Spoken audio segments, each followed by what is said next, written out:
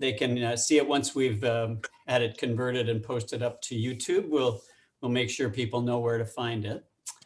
So that's about the call. So for people who are on the call who don't know me, my name's Alan Campbell. I'm the president of CISCA right now. And I'm just doing this particular call as the host because this is the final and by no means the least of our pre-spring training sort of little adverts by which you get a chance, if you haven't before, to meet some of the coaches who are coming to provide courses as part of spring training, which starts in just about a month or so from now and runs for a couple of months.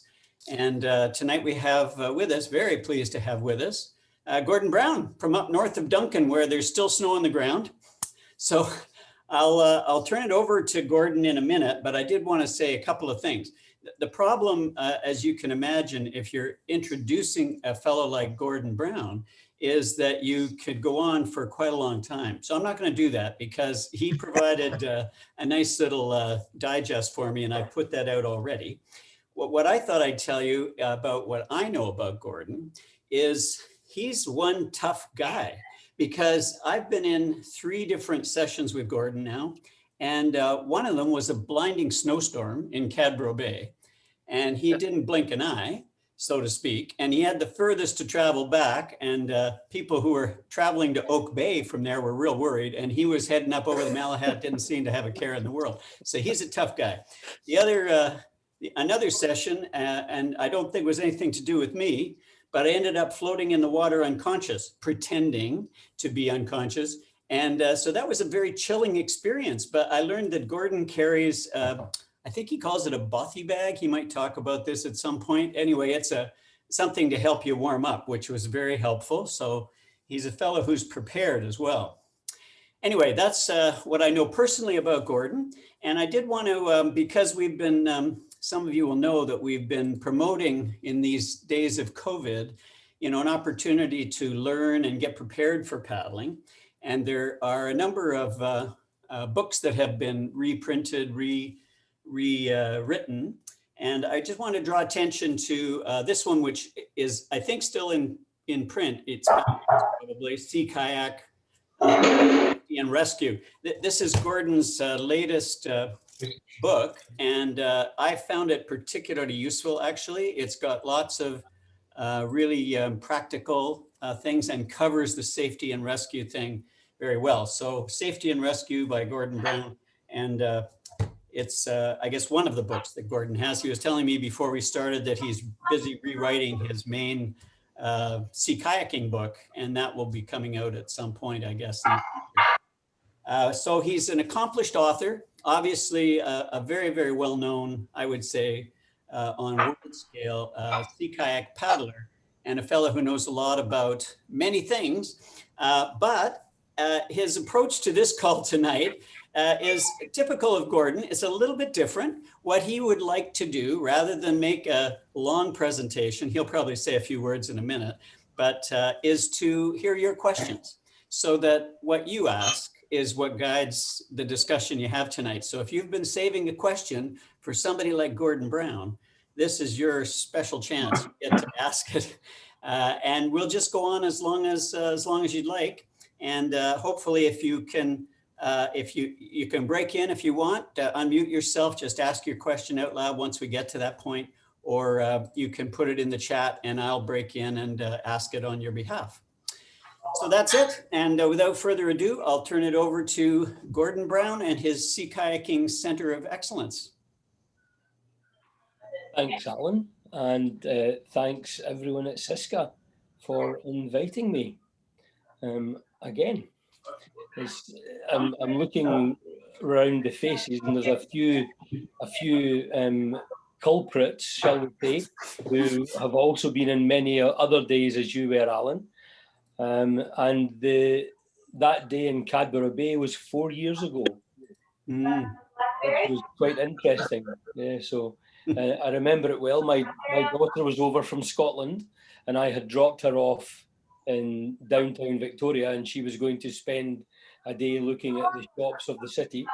And I had to collect her and I was about an hour and a half late collector in Victoria. It took me longer to get from Cadbury Bay to Store Street than it did to get from there back up over the Malahat to Duncan, where we were staying at the time.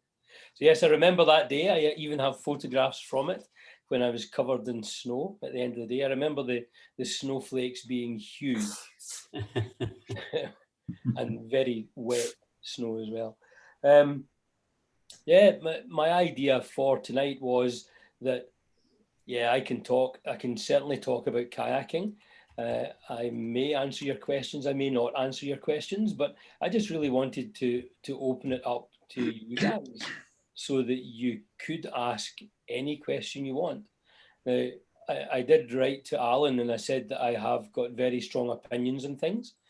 And that doesn't just fit within kayaking, that's on everything. I have strong opinions about everything, and I'm not remiss about sharing those either.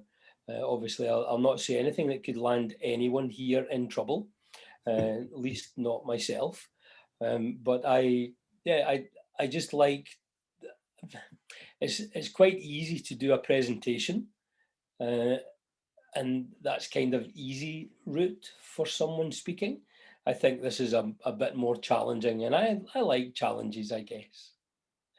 Yeah, a bit more about me. We've been here now in Canada on Vancouver Island 2.5 years almost, and we are permanent residents now. So we got that all squared away just before Christmas. So that was really nice. So yeah, so you can get rid of me, but not nearly as easy as you could have in the summer last year. You could have got rid of me quite easily last year, but not now. It is paradise. I'm just seeing a wee note there. No recall via Brexit. Nope. No. Remember, Scotland didn't vote to leave Europe. That was definitely an English thing. So, well, yeah. I've got opinions about that as well. As I said, I have opinions. Okay, so I'd just like to open it up now. And again, as I said, you can ask me anything at all. Probably best to stick to kayaking, but really any other question as well. Gordon, it's Jenny Sutton here. Hi, Jenny. Hi. We've just been responding to the first proposals for the changes at Turkey Head, in Oak Bay. Are you personally involved with that, or is Mark Bitts doing that for the Ocean River? I don't know anything about it, Jenny, so it must be Mark that's dealing with it. Yeah, it's going to be a much bigger presence. Okay. If this gets approved. Yeah. Yeah. Okay, right. There's a question here. Watched your videos and you avoid Greenland paddles. Can you say why? Oh, that's a myth. I don't avoid Greenland paddles. I have used Greenland paddles. Excuse me. I made. There's a huge long backstory. So a very good friend of mine, Duncan Winning, who none of you will know of, I don't imagine. Duncan was very involved in the historical side of our sport in Scotland and in the UK. And in 1959, a fellow club member of his went to West Greenland and brought back a kayak that is known as Ken Taylor's kayak. So if you want to, I can give you links and stuff for that you can start looking up a bit about the history of it. So that boat was brought back to Scotland in 1960, and Duncan measured that kayak and made the plans available. If I just lift my laptop up here, you might be able to see that there. So that's the plan that Duncan has. There's too much reflection. You can see yourselves in that. So that's the plan that Duncan drew and then made available to anyone. Unfortunately, he's dead now, but he very much took me under his wing. Now, Duncan only paddled with a Greenland style paddle, which meant that I only paddled with a Greenland style paddle as well for a long, long time. I then made a few paddles, gave most of them away, kept a few for myself. And I paddled for a full year using a homemade storm paddle, so a sliding paddle. I paddled whitewater with it. I paddled surf with it. I coached with it. I toured with it. I did everything with a Greenland paddle, including hosting John D. Heath from Texas, who is a great historian of Greenland kayaks. He's dead as well now, unfortunately. And I toured the UK, giving Greenland rolling demonstrations with a Greenland paddle. I was involved in many symposia in the UK, and everything was all about using a Greenland paddle. So that's my background of it. I choose not to use one now because it's not quite mainstream enough for coaching. So it's really easy to do things with a Greenland paddle and do it completely wrong. So if you're doing, for instance, if you're doing a bow rudder, you can use either the front face or the back face of a Greenland paddle, and it works equally as well.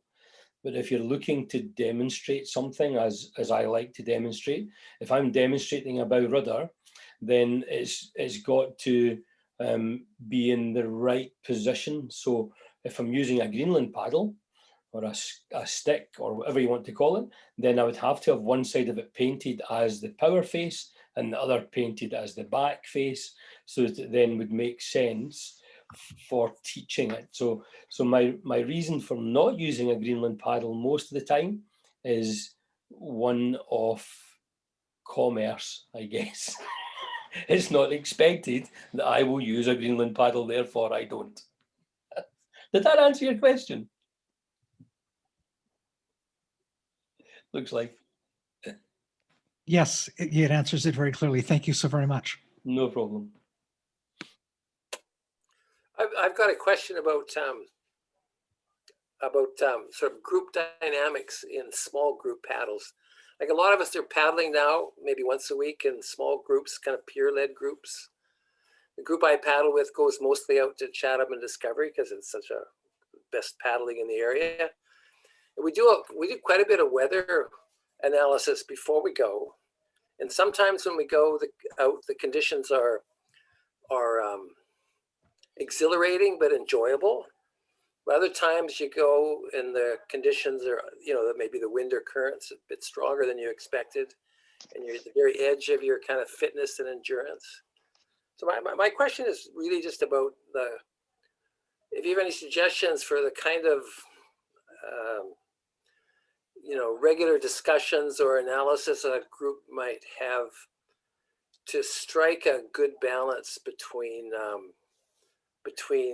perhaps being too comfortable on paddles but on the other side being too pushed or too close to the edge at times.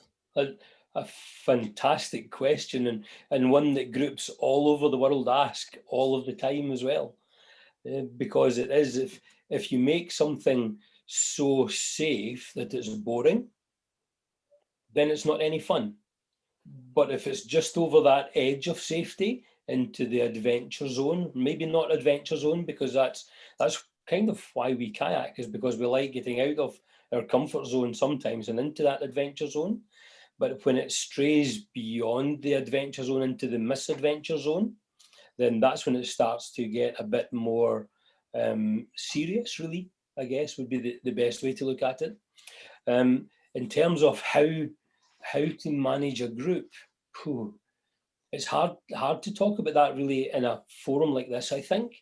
But I think if you know the individuals within the group, then you get a much better idea of how they behave when things start to happen. So when the wind increases or the tidal currents are maybe a bit stronger than predicted. So I remember paddling probably 2.5 years ago almost in that area, and we're coming back from the end of Discovery towards Great Chain, I think it was, coming back across there.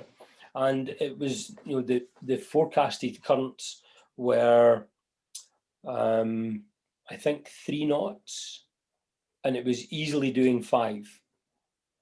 Yeah, so that made me a bit twitchy, because it's like, what did I miss? Because I'm new to the area, so there's obviously something here that I didn't know was happening. I was with Michael Pardy, who's pretty much a local paddler, and he's like, I wasn't expecting that. So that made me feel a bit better. So it's things like that. It's the unexpected things, I think, that can push us over the edge. If everything's going really well and it's all as we expect, then it all works okay. But it's when we get that one thing that's different to what we imagine or what we've calculated or predicted, that at that point, everyone starts just doing their own thing, paddling off into the sunset or sunrise or whatever it happens to be, or dealing with it how they need to deal with it. So I like the idea of a target where we look at it and we've got the inner circle here, which is the safe zone. And then just outside that, we have the adventure zone. And outside that, we have the misadventure zone. I don't like to call it the danger zone because it's not really, but the further, if we only ever paddle within our comfort zone in this area here, so if we're only ever paddling in here, no matter what we're doing, that is as good as we ever get. But if we go beyond that into the adventure zone, so if you imagine there's now 2 rings, so if we're going beyond the comfort zone into the adventure zone, our adventure zone gets bigger. And if we stray into misadventure every now and again, then that's good too, because then the adventure zone gets bigger as well. The only problem with that is, when do you stop? So when does misadventure become really stupid? Have I been there? Well, yes. Am I lucky enough still to be alive? Yes.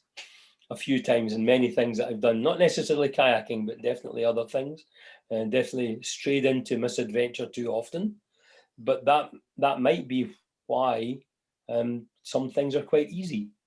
Yeah, so if I only ever stayed within my comfort zone and paddled in flat water when it wasn't windy, then I'd probably be very good at paddling in flat water when it wasn't windy. But that's not what I want to do. I want to make sure that I've got a good buffer and a good a good bit of safety zone. So I like to have more in the tank than what I'm leading people in.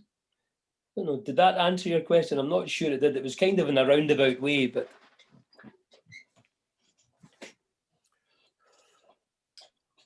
Well, I guess partly it's oops. I remember that day, Edgar.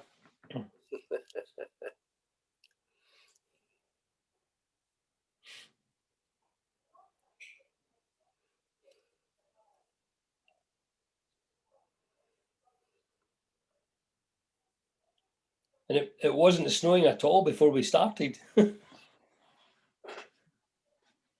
Yeah, I believe you said that's a typical day in Scotland. Yes, absolutely. Yeah. I remember that. Normal summer's day.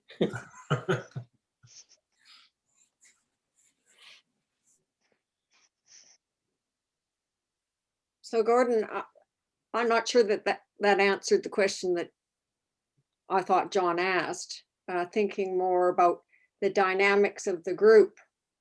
I'm not sure whether John meant before you went on the paddle or you get to that corner of Discovery and you realize the current is 2 knots faster than you expected, but you're not in it yet kind of decision making, or are you talking about, shit, we're in it, how does the group react? I don't quite not sure which one of those 3 John was asking.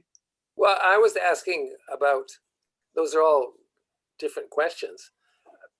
I was asking about what kind of discussions a group has more regularly to find that, to stay in that adventure zone and expand it.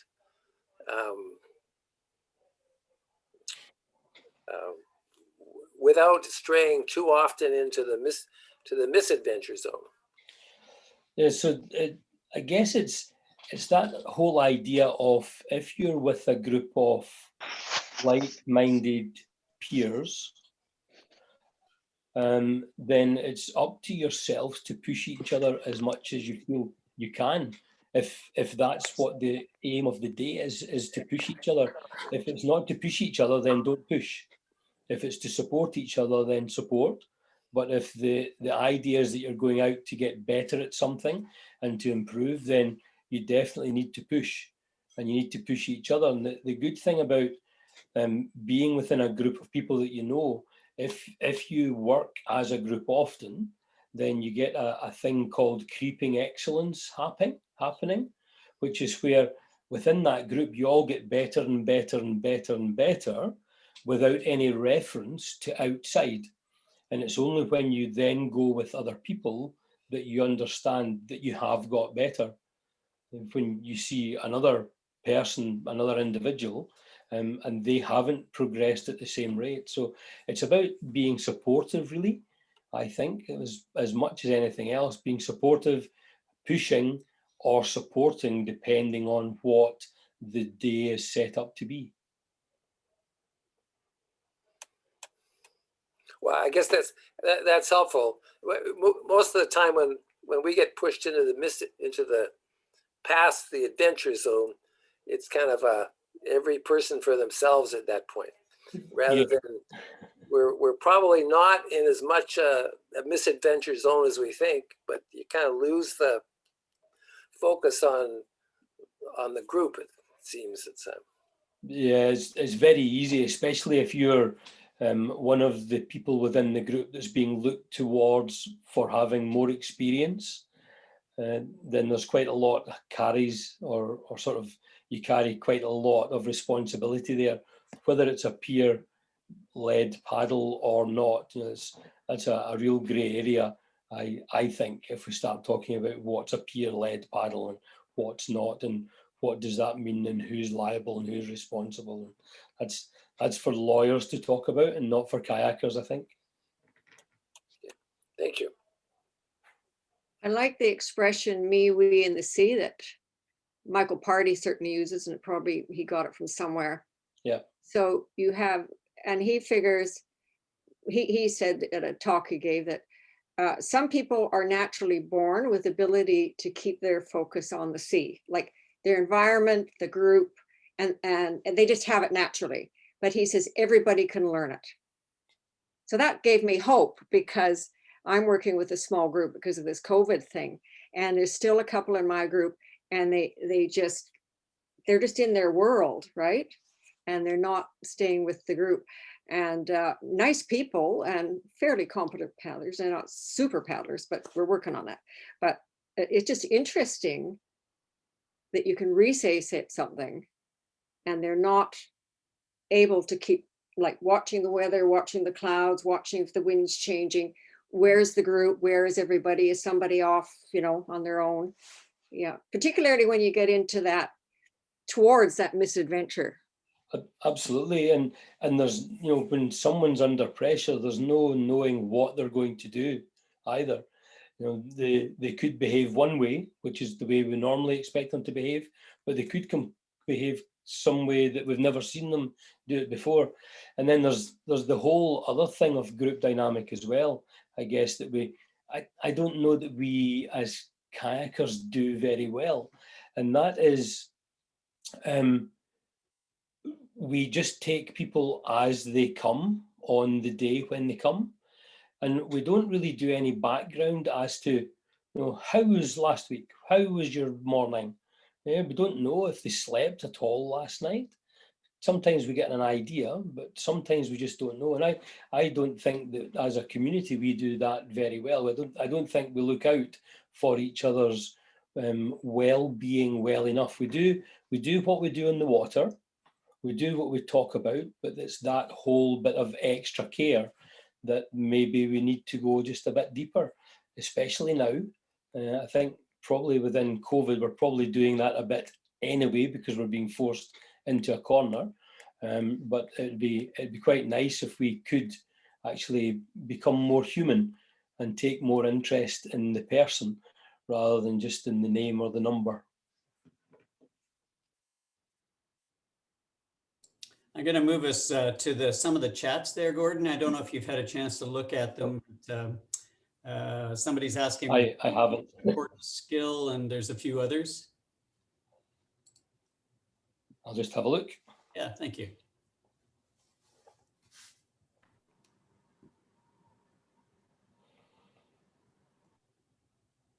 So from Mark, he said, what's a Greenland paddle? How is it different than a regular paddle? It's just a narrow bladed paddle designed for many things. It was used to hunt, so it was quiet when you used it in the water. And people are saying all sorts of other things now about them. I don't believe most of those things are true, but that's neither here nor there what I think. It's different in that people say, oh, you can put less of it in the water so it doesn't hurt you as much, but you can do that with any paddle. I'm sorry. That's not an argument. It slips in the water a bit more, so it's a bit gentler on your joints. It's just different. They're good fun, teach you lots and lots about how blades work and how your body works. Single most important kayaking skill for a novice kayaker to practice and work on.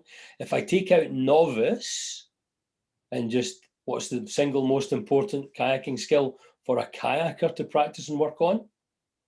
Forward paddling, forward stroke, we do it 99% of the time. And if we're not efficient, then yeah, there's not much sense. So that's forward stroke, always forward stroke. No matter how many times you've done it, you can always be better. Fred, were you able to get the kayaks you left behind in Scotland when you moved Eversent to Canada? No, I haven't, Fred. It's quite sad because we did have room in the sea can. We found out when we got here, but they're all still there. Most of them are being looked after and used by friends. Yeah, we'd love to get Morag's kayak here. That would please her. Mark, again, tips for kayaking in winter. Yeah, just go and do it. Probably shorten the hours that you go out for. Make sure you're back before it's dark. Extra layers, pogies, mitts, gloves, hats, dry suit. Yeah, smile lots. And Norman, briefly on the merits and safety or lack of paddling solo. That's a really, really good question. I love paddling solo when I get the chance to do it. In terms of safety, I used to go out and push myself really hard when I was paddling by myself. And part of that was because I didn't have anyone to go out that would push me. So I didn't have that idea of a committed group of fellow paddlers that we could develop creeping excellence.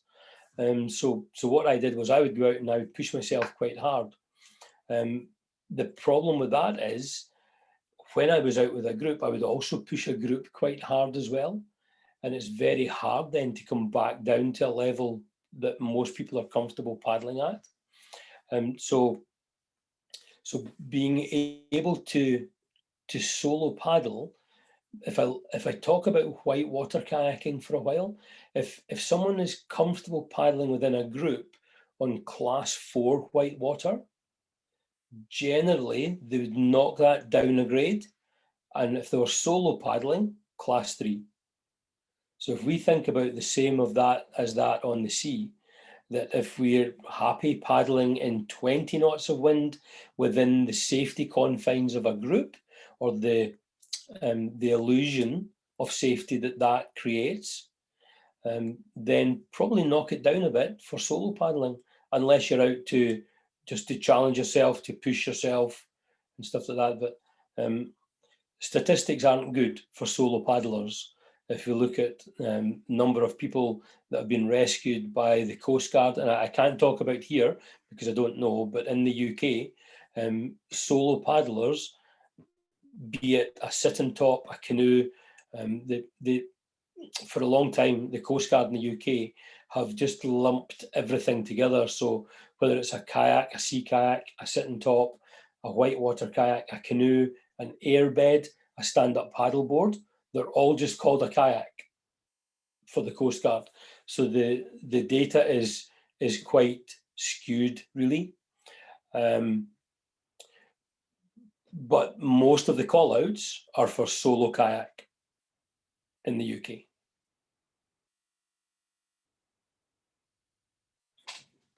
So Gordon, I've got a towing question for you, if that's okay. Yep. Let's say you've got a towing situation and you've got, say, 3 or 4 good, strong paddlers that could be the towing person, and you've got a long distance to go, and specifically inline towing. Would you recommend having those people go in and tow one at a time, or would you have them kind of join together in like a line of 2 or 3? And if you join them together in a line of 2 or 3, how do you change out the towing kayak that's connected to the casualty kayak? Good question, Edgar. Thank you. Yeah, so we all know, or if we don't, we're about to, that the person that you get to do the towing within any group is the youngest male. Yeah. Because the youngest male will tow forever without showing any sign of weakness. Yeah. That's just a fact. We don't have any of those. Youngest, I didn't say young. Or we have those who wish they were young. Maybe. Oh yes, yeah. So it's always, in my opinion, it's always better to go in line. So rather than going in a fan, so just add someone onto the front, depending on how far you're going and what sort of distance you're doing, what the conditions are, whether you're getting into a headwind. Anything over 3 becomes unworkable, really. So the communication then becomes a huge problem between the front and the back person. So two's good, and with 2 people you can go at a good standard pace, just sort of normal paddling speed, no matter what the wind's doing. Changing out people, the front person is easy to change, but you need to stop, because otherwise you just end up with a huge mess of ropes and water. If you need to change the person that's attached to the kayak being towed, then yeah, you need to stop and sort it out. Generally, I would think the reason for doing a tow like that would be because the person is maybe incapacitated, feeling a bit sick, a bit tired, maybe needing supported. So if they're needing supported, then they need a raft as well. So you're towing 2 people, really. It so much depends on the situation. There's other ways to do your changing out and things like that. But it becomes really, really complicated, and it's just an exercise in origami or knitting or something like that. No, origami is folding paper, isn't it? So it must be knitting or crochet or something like that. And we all know that rope and water just doesn't mix. So yeah, if we can keep it simple, 2 in a line, maximum 3, that works best. So you can change out the lead person on the fly, but to change out the person closest to the towboat, you really need to stop. You need to sort it stop. out. Yeah. Well, you could have 2 people ready, set up to go in and take over the tow, but then you would need to have a bigger group of people. So you need 2 towing, 2 getting ready to come in to tow, and then 1 person sort of separate to all of that to clip on and unclip.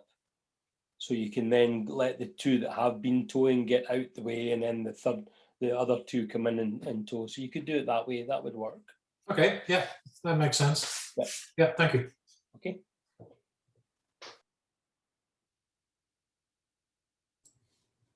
There's a couple more there, Gordon, in the chat. I think, what are you doing now? And how do people connect with you? Yep. So the best way is definitely through Ocean River. I'm definitely working for them and will be working for them. Excuse me. So yeah, just get in touch with me through Ocean River. And we can do anything. We can sort anything, any type of course that you want, anytime, any place, pretty much all of that. So if there's something that you fancy doing that's not on the calendar, just get in touch with Mark and he'll get in touch with me and we'll make sure it happens. Tim, what are principles for seating, thigh braces, leg angle, knee angle, and foot placement in the boat? Ooh. For me, seating, thigh braces, leg angle, knee angle is all down to foot placement, because I have size 13.5 feet. So everything is limited by where my feet fit in the kayak. You know, for instance, I think most of you know I paddle in Nordkapp most of the time, and my heels overlap. So most people when they sit in a kayak, they put their feet against the side of the kayak on the foot pegs, and their heels maybe come together or maybe not, depending on how big your feet are. My heels come together and overlap like this. So my foot pegs are in a different position. So my left foot peg is further away than my right foot peg is. So I sit twisted in my kayak because I just can't get my feet in otherwise. That's not ideal. It definitely causes me problems, and I can rotate to my left easier than I can rotate to my right because of that, and a whole pile of other things. I could probably buy a bigger kayak, but I like how the Nordkapp behaves, and I've paddled one since 73, I think. I've owned one since 1975, and still have that. Still my kayak of choice. So that's it. The thing is, it depends what you want to do, and how, you know. So if you want to play in the surf a lot, then you probably want to be fitting in your kayak a bit more snugly. If you're just touring, then you probably want to be a bit looser because your legs will go to sleep. There's not really an in-between there. You can either be snug for performance or loose for comfort. And you can't really be loose for performance because it doesn't work. If you're in surf and you're loose, you'll fall out. Well, I do anyway. I don't like a back band, so I grip the boat with my toes, probably because they're so big. I grip the boat with wedging my feet in and then pressing with my thighs. My hips touch the side of the seat, so I guess I'm touching there, but I don't use a back band at all. I can lie back, but I tend not to, I hope. I feel that for me, it just gives me more maneuverability in my upper body. I'll do the same if I'm surfing. I'll keep a very similar setup. I might adjust the back band a touch. Certainly when I've been to Surge and Skookumchuck, I just have my kayak set up as I'm paddling on flat water. But then I don't intend to go upside down. Not that I should ever do that, but I don't intend to get wet.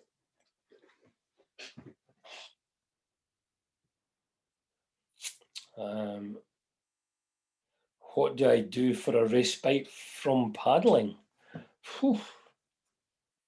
Well, we've got a dog. We've got a spaniel that needs walked. So she gets walked twice a day, 3 times a day, about an hour each time. I guess that's a bit of a respite. Yeah. Talk about kayaking, I guess. I don't do much. I've got another job as well just now. I've got a part-time job, and I am videoing and editing video for our church. So that's keeping me busy just now, and not something I ever imagined I would see myself doing, but it's fine. BJ, what about adding custom thigh braces? Yep, absolutely. Again, that depends on the size of you and the size of your kayak. Certainly for most boats that I paddle, I don't need to put any extra padding in at all. I have it all built into me, and so I don't need to add anything. I can't remember, someone was talking about Smart Wool recently, and I use Smart Whale. So I just carry all the blubber, and that does to keep me warm, and it pads and everything else. Oh, I'm seeing some questions have been missed up there as well. Oh, there we go. Thanks, Ron.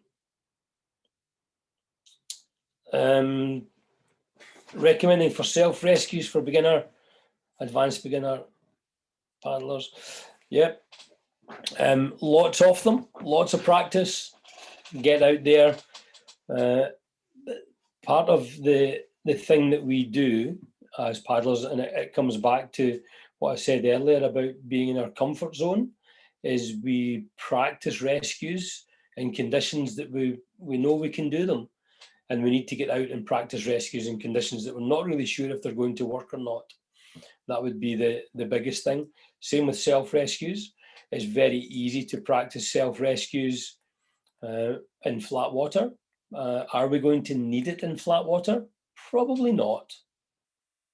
Are we going to need it when it is a bit rougher than we would like? Yes. So yeah, practicing beyond where you're ever likely to use it is good. It gives you a much bigger operating zone, really, where you can come back from the edge of doom. There you go. Edgar, thoughts on paddle floats?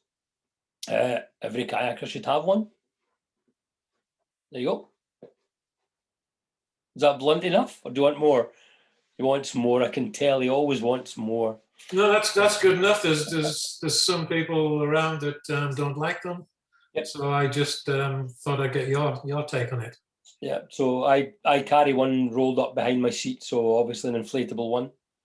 I have done, I don't know how long now, 20 odd years. I've carried an inflatable paddle float rolled up behind my seat or beside my seat.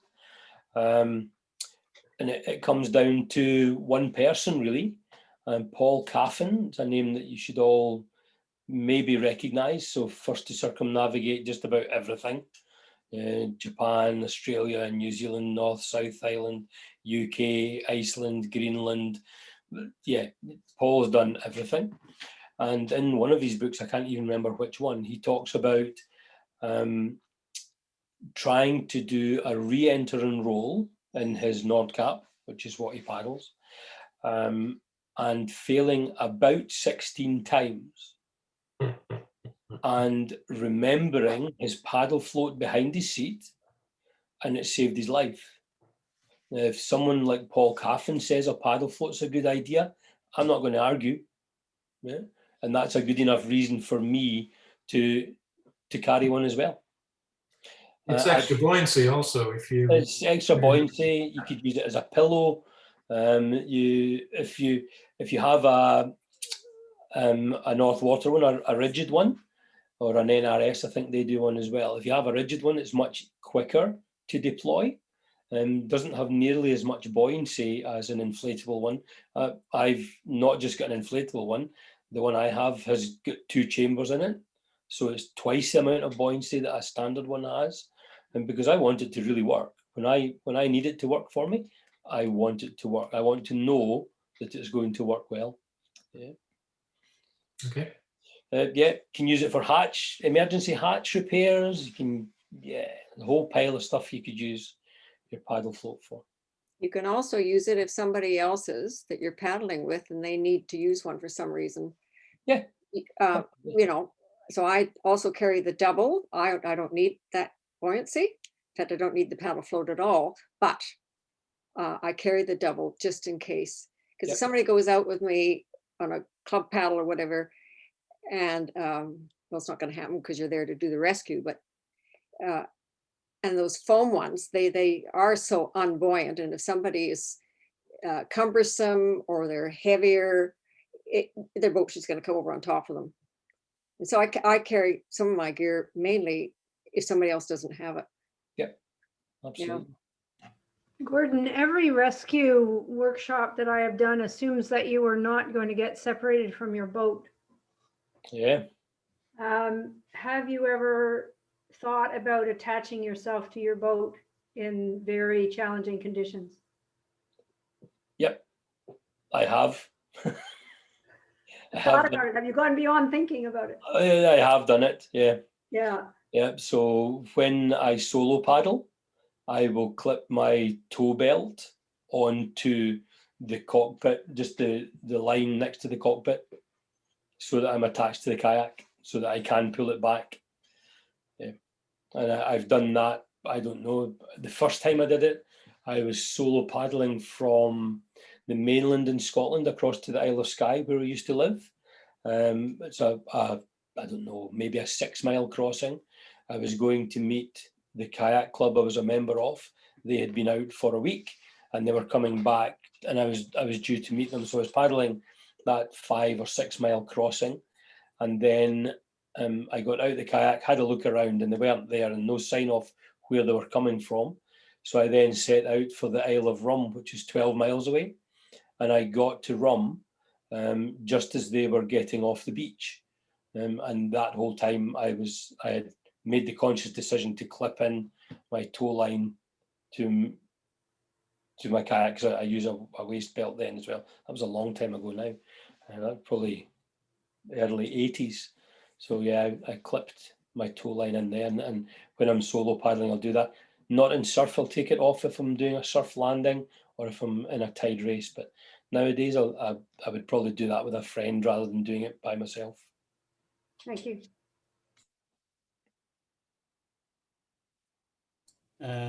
Norman's asking about immersion gear there. Gordon, I don't know if you saw that one. I didn't see that one. It's a little bit further up from where it is now. When doing a fitness paddle in these cold waters where immersion is highly unlikely, what's your feeling about necessity of dressing for immersion? And he overheats easily, he says. Yeah.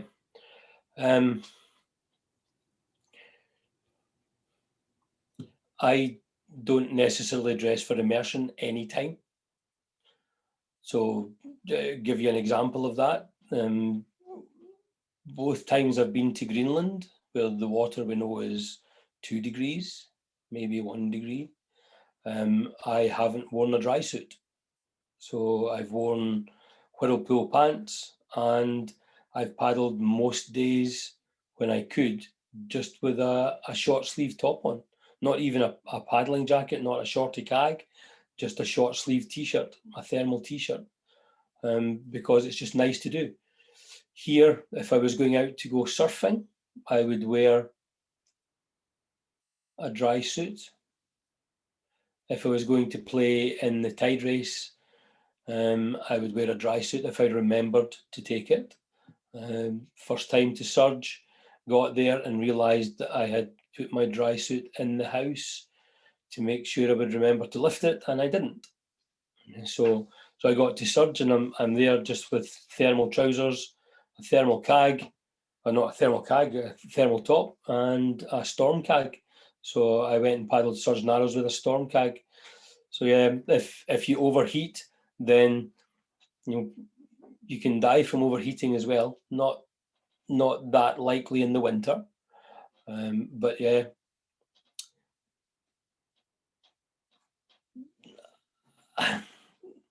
I don't believe dressing for the swim is the best option. There you go. That's a big statement, isn't it?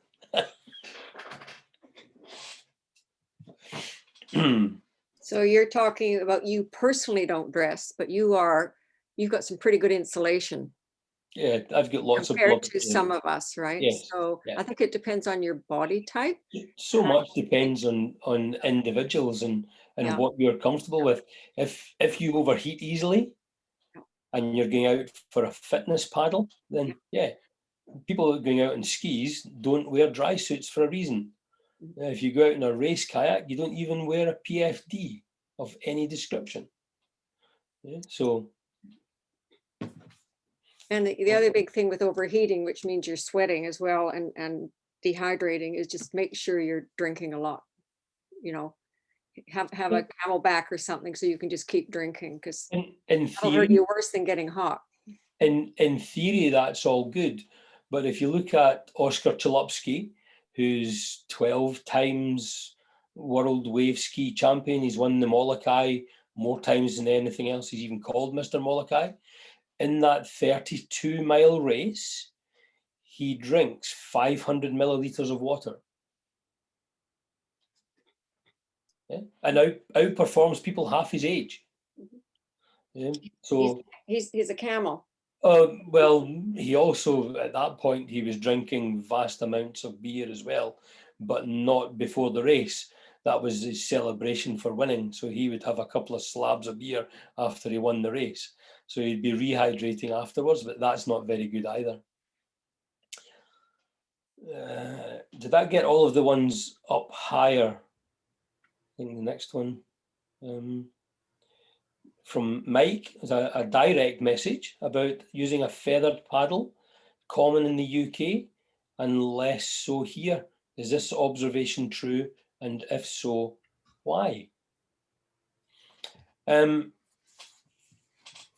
think unfeathered paddles here is as a result of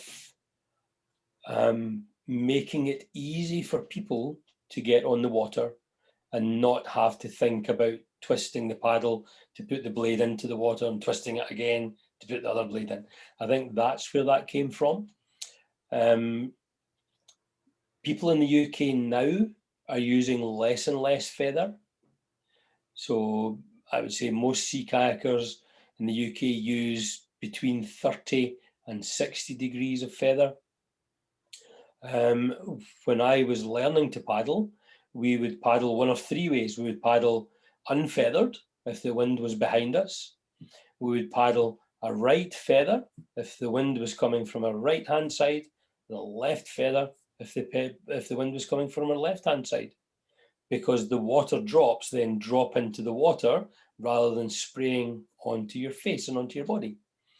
So that was just what I grew up with, was changing the feather on my paddle. And there were wooden paddles with a brass center joint that had 3 positions, and it was 90 degrees feather. The idea of a feathered paddle, as we know, is so that it cuts through the air a bit better. That's all. There's other biomechanical reasons for it as well.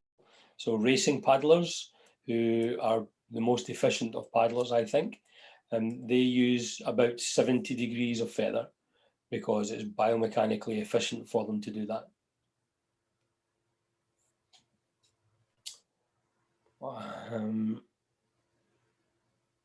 Inflatable PFDs work for kayaking. Yeah, so an inflatable PFD is fine unless you bumped your head. And then it needs to be a life jacket. But a normal PFD is fine unless you bumped your head and you're unconscious, and you still need a life jacket. So yeah. So for both of them, inflatable PFD and the PFDs that we all use, you need to be conscious to keep your face out the water. And it needs to be on properly and adjusted properly for that to work. So there's not really any benefit other than the fact that an inflatable PFD generally won't give you any thermal insulation at all.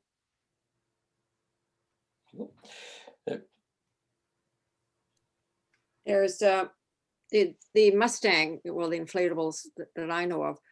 There's one where you have to manually inflate, and then there's the one when it hits the water with you in it, it inflates automatically, and then you've got an inflated thing that you have to go and then replace the cartridge, right? So yeah, Depends how much time you plan to spend in the water. Yeah, so one with a hydrostatic release probably isn't the best idea for us as kayakers. It's fine if you're working on an oil rig or a ship and you fall into the water and you want it to come off, but in surf, for instance, it would come off. If you get hit by a big wave, it would go off as well. I can tell you a nice story. Morag and I had a Kokatat CO2, it was called, which was a minimal amount of buoyancy in it, but it had an inflatable toggle. So you pulled the toggle in the front and it inflated and it became a full life jacket. And we were doing some rescue practice, or I can't remember if we were doing rescue practice or taking photographs for first book, Sea Kayak, whatever it was anyway. Morag was doing climbing out of the water onto the back of her kayak and caught the toggle on the deck line, and it inflated and pushed her back into the water, which I thought was absolutely hilarious. And I said, you know, I don't know how you managed to catch that. Look, I'll show you. And I did exactly the same thing. I went onto the kayak, pushed myself up, caught it, inflated mine, and pushed myself back into the water as well. So yeah, everything has drawbacks. Everything has benefits. Everything has drawbacks, I think. Morley paddle floats useful in a paddle this winter, stream towards misadventure. Excellent. To keep the bow compartment afloat after a hull cracked in a rock while gardening. Yeah. Ideally, Morley, you would have the bow compartment full of an airbag anyway to start with, and then you wouldn't need to inflate a paddle float or multiple paddle floats in there. But yeah, I certainly don't put airbags in my boats. I should, but I don't. Now, Terry's written something. It depends upon your kayak skill and experience too. My guess that was to do with the what you wear, so dressing for immersion. Okay. Do you use a straight paddle or an ergonomic one? Thoughts on both? It depends. So if I'm just kayaking and coaching, doing what I do normally, I would use a bent shaft. I just like it. My wrists tend to hurt a lot if I'm using a straight shaft. So that, for me, that's a good enough reason to be using a bent shaft. If I was racing and just wanting to go fast, then I would use a straight shaft because you get better power transmission. If I was looking to go as light as possible, then I would go with a straight shaft. The bent shaft definitely adds a bit of weight. It's kind of like, for me, the bent shaft is kind of like power steering in the car, where you can control the blade angle more efficiently because your hand is offset from the paddle. There's an angle in there, so you can control the angle better, but then you get less feedback, a bit like power steering as well. So if you use a straight shaft, you get more feedback. You use a bent shaft, you get less feedback. It's just such a personal thing. Again, I've used a bent shaft since Lendl introduced them, which must have been the late 80s, early 90s, when they first did their modified crank. In fact, before that, it was called a double torque. So I had one of the first double torque sea kayak paddles in the UK. And one of the prototype modified cranks that Lendl produced, because I lived about 20 miles away from the factory and knew Alistair and Marianne Wilson really well. So I've been spoiled. Yeah. So I'm curious, as a retired physiotherapist, Gordon, with the bent shaft, which I also use because of carpal tunnel to keep that at bay. I usually just say, you know, if your wrists don't bother you, don't bother spending an extra $100, because basically straight shaft does everything you want it to do. Yep, but I just wondered, do you find if you go to the straight shaft for more power, do your wrists kick up more than using the bent shaft? Yes. Yeah. And the other thing that happens is on the Werner bent shaft that I use, or the Werner paddles that I use, there's better indexing on the bent shaft than there is on the straight shaft, so I don't grip nearly as tightly. So I'm quite sure that my wrists hurting are by over gripping the paddle as well. So I know that if I'm traveling, I'll use a 4-piece paddle, a 4-piece straight paddle. And for the first 3 or 4 days, my wrists ache. And then after that, it gets better. And I'm sure that was, it's just to do with I started with a straight paddle and then moved away from that. And then when I go back to it, I have to relearn how to paddle with a straight paddle again. I'm sure that's the bigger part of it. But if I was needing to go lightweight, I would definitely go straight shaft. And probably if I was needed to go very strong, so doing a lot of rock gardening and stuff like that, I would probably go straight as well, because they can make a straight shaft stronger than a bent shaft.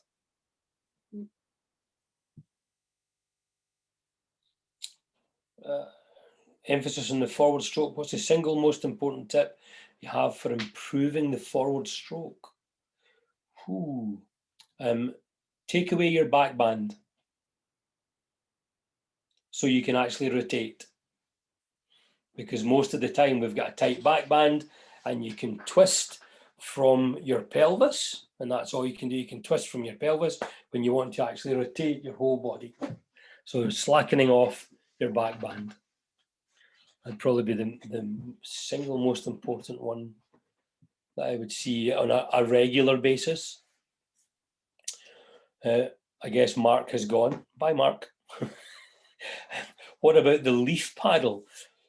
What is a leaf paddle? Just one that's shaped like a leaf, like this? Anyone know? Gordon, that was my question. I don't think I have the term right. A lot of people now are getting the paddle that claims to be it's about 10% more efficient, and it has like it's cupped almost like a petal. Wing paddle. A wing paddle. That's it. It's not leaf, it's wing I was thinking of, yes. It's close enough. Now that I know what you mean. So super efficient for going forwards and not much use for doing anything else. Okay, thank you. So they lock into the water really well. So all of the other paddles that we use, the water spills off alternately off one side and the other side. So any paddle that we put in the water and pull hard will flutter because of that. So it's trying to equalize, and it spills off one side, the other side, and it just keeps doing that. That's why we get flutter. So what the wing paddle does is it forces the water not to spill off the top side. So it can only spill off the bottom side.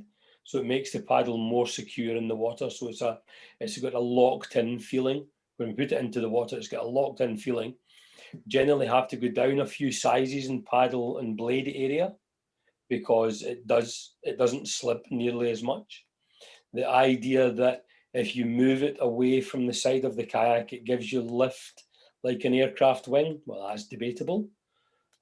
Because if you think about how fast an aircraft has to go before it gets lift, we can't actually make the paddle move that quickly. I know that it's a different fluid that it's moving through, but we'd have to be moving the paddle at about 80 miles an hour out to the side, which we just can't do with puny muscles. So those are really puny muscles to do that. So it's more a result of the fact that the blade locks into the water and you get more propulsion from it. Doing things like stern ruddering, not very good.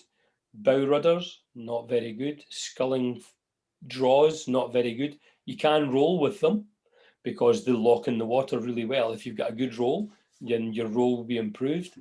Most people roll on the back face of a wing because it's kinder and you can scull it on the surface. It's good for supporting if you're surfing on a wave, because you can just trail the back of the paddle out to the side and it behaves just like any other paddle then. Gordon, are those wing paddles used with flat water racers? Absolutely, yeah. So that was where it all started, was flat water race. And again, that's about getting from point A to point B quicker than anyone else. And they have a very high shaft angle, those people. It's just like a propeller. Yeah, so Really, really high. generally the hand comes out at eye level, and for us to do that, that's just ridiculous for us to keep that up. Shoulder level we can just about manage. Navel level for most of us is about perfect. We're just sort of keeping it down here nice and low. We keep it out of the wind as long as we're doing all of the other things that are good for forward paddling are good.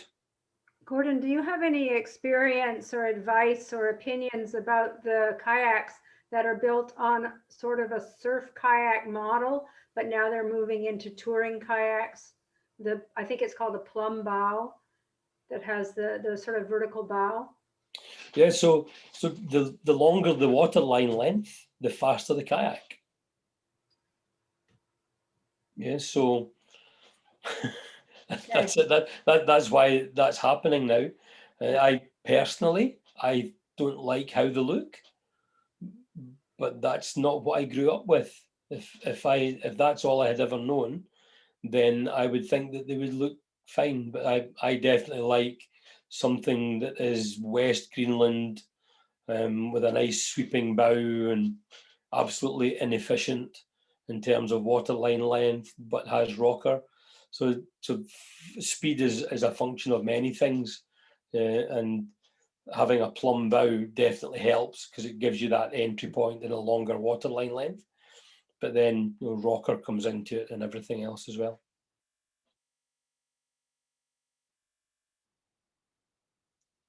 Just looking at what Morley's written here.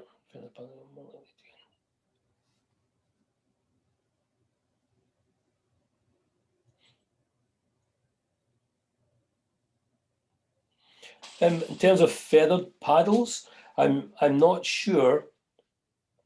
I'm not sure it would result in a capsize going in at the wrong angle if that's what you had always used.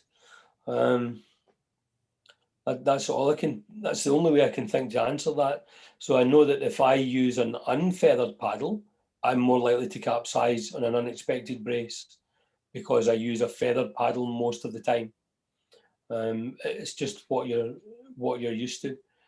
And then with the lift hydrofoils for surfing and windsurfing, kiting, about 6 to 8 knots to lift a few £100, and not bigger than a wing paddling area. I think they're quite a different shape though. I haven't looked at one well enough, Morley, to know about that.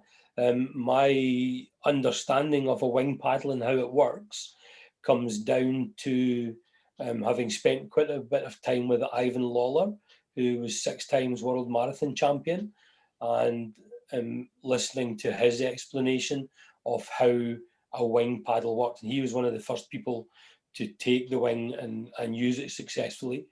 So my knowledge about it is based on what he has explained with groups and what we've chatted about. So and it works slightly differently to a wing because it's not filled in. Lendl did try to make a kinetic wing, they called it, which was a wing that didn't have the curve on the top, but it was a filled in, so it was wing shaped. And the idea of that was that it would slice out to the side and give you lift, but I don't know. Needs more investigation, I think, would be the answer to that one. Just since we ran out of questions there, can I ask you, Gordon, you've been here now a couple of years. Yes. How do you see the paddling, maybe paddling opportunities, challenges in this area, coastal BC versus coastal Scotland, areas you were used to in the UK?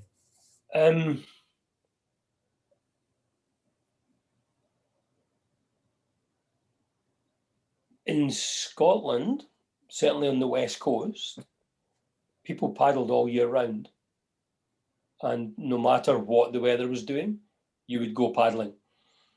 If it was a day to go paddling, you'd go paddling. If the kayak club was Thursday night and it was blowing 50 knots, the kayak club was on for the kids as well, because if we didn't, we would never go out. And so that to me is a huge difference. And the fact that no one here paddles in the winter is what I've been told. And I know that that's not the case, because I'm looking at a screen with 45 people on it, 44 people on it, and I'm sure you all don't go paddling in the winter, but that's what I've been told. No one kayaks in the winter. People ski in the winter, and then in the spring they go mountain biking and snowshoeing, but they don't kayak. Well, that's not what I'm seeing. So I think there's a mismatch between what actually happens and what I've been told. And that's not just from one place either. That's a few places I've heard that. So that would be one thing. In terms of access to the water, so in Scotland, there's a thing called right to roam, where if you can access the water, you can access the water. If you come to a beach and you want to stop in that beach, you can stop in that beach. It's not like here where there's a lot of private land. So in Scotland, there is no law of trespass. So that changes everything. So for me, getting my head round about some of the land ownership, or however it works, is quite a challenge, I think. That didn't really answer your question. I just waffled, didn't I? That's good though. Interesting. Good. Somebody's asking, are you running BCU courses? I know you are. Yes, I am. Yeah, absolutely. Again, through Ocean River, there's a whole section on their website that's devoted to British canoeing courses. Yeah. And Jenny has said there are fair weather paddlers, and then there are those of us who paddle all year. Not in 50 knot winds, though. Thank you very much. You're just a lightweight, Jenny. What you said, you were a retired physiotherapist. You've got all the time in the world to go out.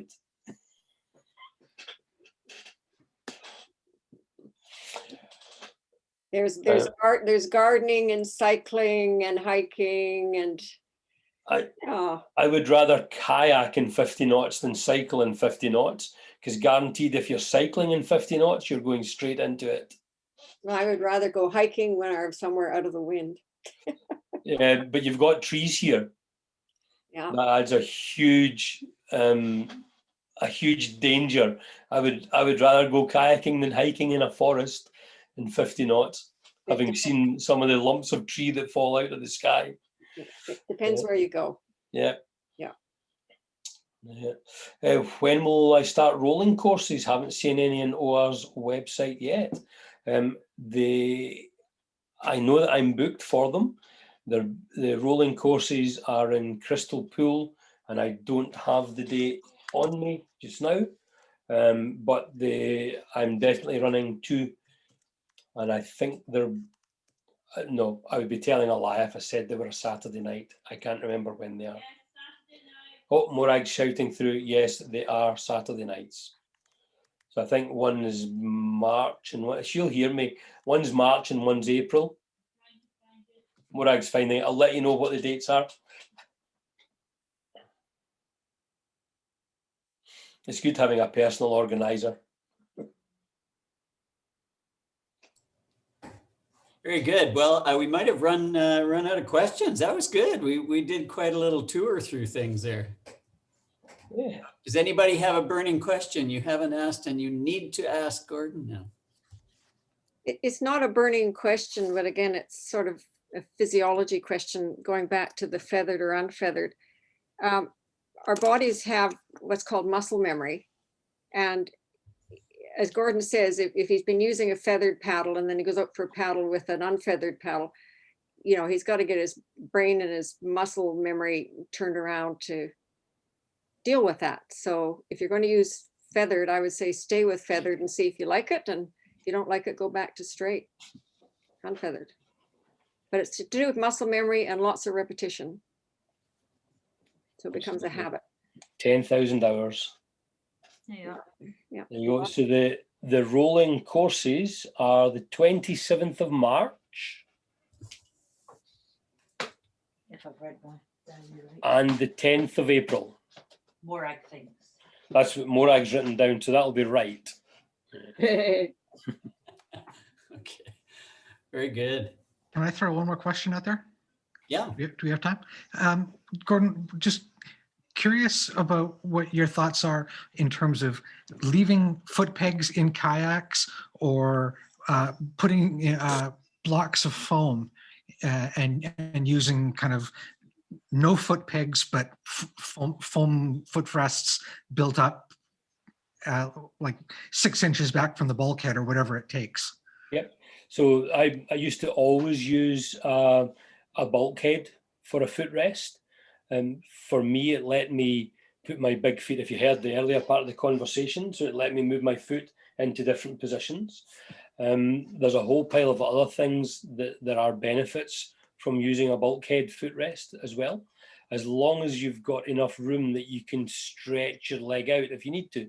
So what a lot of kayaks, I'm thinking Tide Race and Rock Pool, so British kayaks that have bulkhead footrests, is they have the bulkhead that's adjustable, but in the center of the bulkhead in the bottom, they've got a cutout that your heels can go into, so you can put one heel down into it and straighten your leg. The big problem that I would think that most people would suffer with a bulkhead footrest is having it too tight and then having nowhere to go with your foot at all if you needed to stretch out. Bulkhead works really, really well. If you have foam in there, then put a piece of plywood on top of the foam because it just spreads the load a bit better.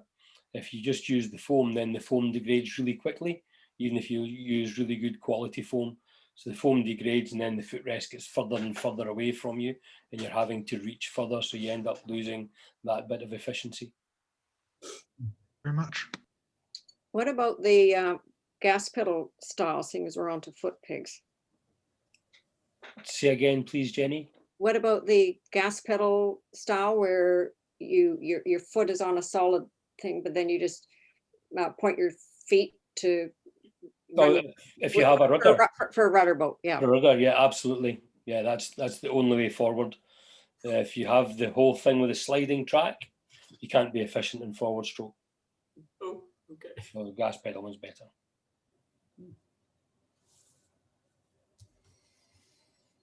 Okay, well, I'm going to call an end to it, and thank you very much, Gordon. That was fantastic. You were quite right. You know, you zeroed in on what people were interested because they asked you questions. So that worked out fine. Thank you.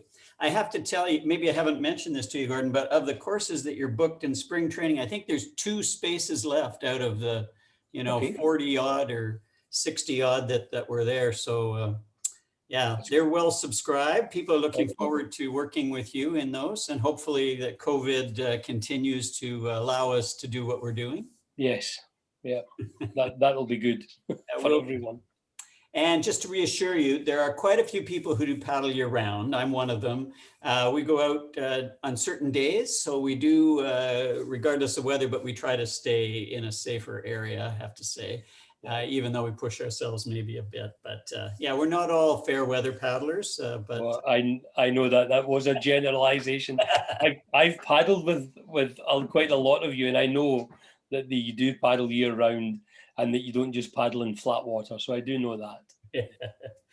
Very good. Well, thank you so much. I do appreciate it, and I hope those of you who are interested in working with Gordon will contact him through Ocean River, as he mentions. Or if you're already signed up for one of our courses, you'll see him at that.